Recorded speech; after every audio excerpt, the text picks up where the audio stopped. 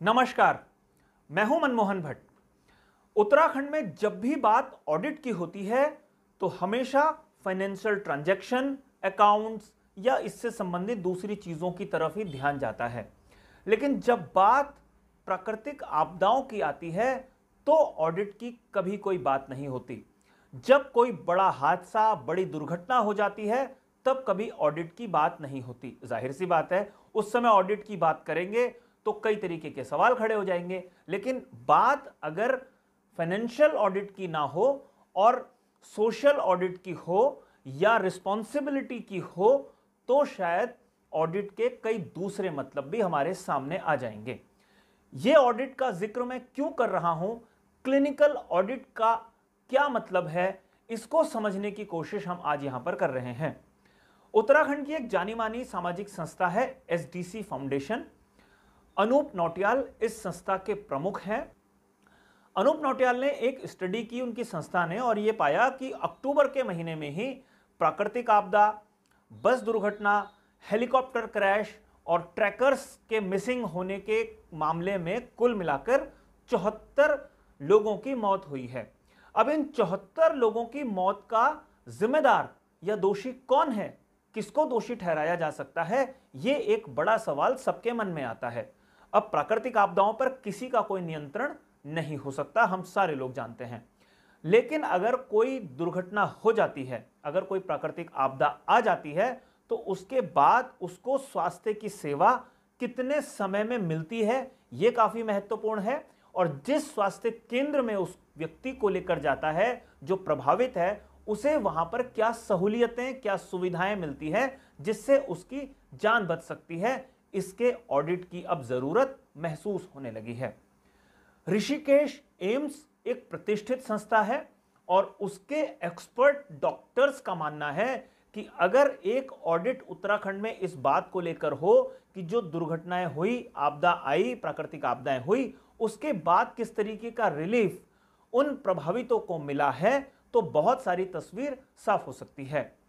AIIMS में trauma centre है। Trauma centre की कमान संभालते हैं डॉक्टर मधुर उनियाल और वो कहते हैं कि कई बार किसी व्यक्ति की जान बचाई जा सकती है, लेकिन कुछ छोटी छोटी चूक शासन से हो जाती है, प्रशासन से हो जाती है, या जो राहत कार्यों में जुटे हुए होते हैं अनजाने में उनसे वो गलतियां हो जाती हैं। उन गलतियों का अगर पता लग जाए तो बहुत सारे लोगों की जान बचाई जा सकती है। अंग्रेजी में एक कहावत है, if you can not measure it you can not improve it.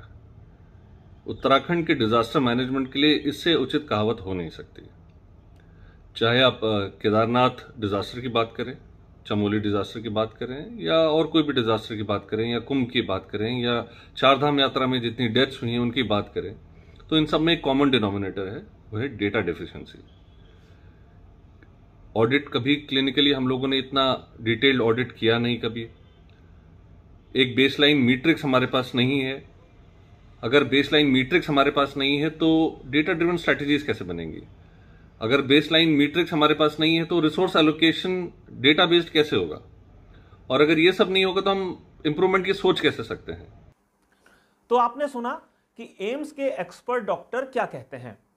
अब हम बात करते हैं अनूप नौटियाल की। अनूप नौटियाल कहते हैं कि उड़ीसा एक ऐसा मॉडल है जिस मॉडल को उत्तराखंड में अप्लाई किए जाने की आवश्यकता है। यह बात इसलिए हो रही है क्योंकि आपदा, प्राकृतिक आपदा या दुर्घटनाओं के अलावा उत्तराखंड की विश्व प्रसिद्ध चारधाम यात्रा में इस साल 200 से ज्यादा लोगों ने अपनी जान गंवाई है।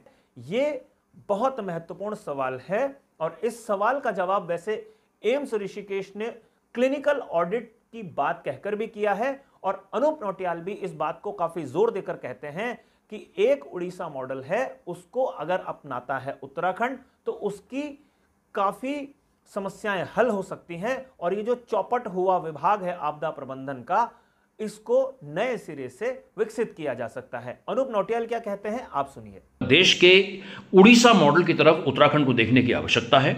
उड़ीसा जैसा आप जानते हैं एक कोस्टल प्रदेश है और वहां पर 1999 में एक भयंकर साइक्लोन में लगभग 10,000 लोगों की मृत्यु हुई थी।